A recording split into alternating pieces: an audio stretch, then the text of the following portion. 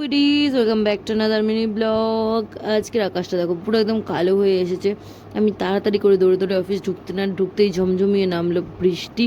আর এখন অফিসে যা চাপ চলছে, আমি খুব একটা বেশি কিছু শ্যুট করতে পারছি না। কাজের এতে ভুলে যাচ্ছি আমি শ্যুট করার কথা।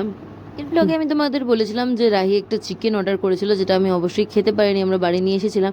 সেই চিকেনটা দিয়েই আজকে আমি একটুখানি অন্যরকমভাবে একটা রেসিপি ট্রাই করে সেটাকে টিফিনে নিয়ে এসেছি উইথ রুটি। বেশ ভালোই লাগছিলো, কর্ন টর্ন দিয়ে একটু ভেজিটেবলস দিয়ে বেশ ভালোই টেস্ট হয়েছিল, রুটির সাথে খেতে বেশ ভালোই লাগছিলো। সাথে রিম্পা এনেছিল আজকে chow mein. It's very very special. কারণটা থাক, আজকে শেয়ার করলাম না, অন্য কোনো একদিন শেয়ার করবো তোমাদের সাথে।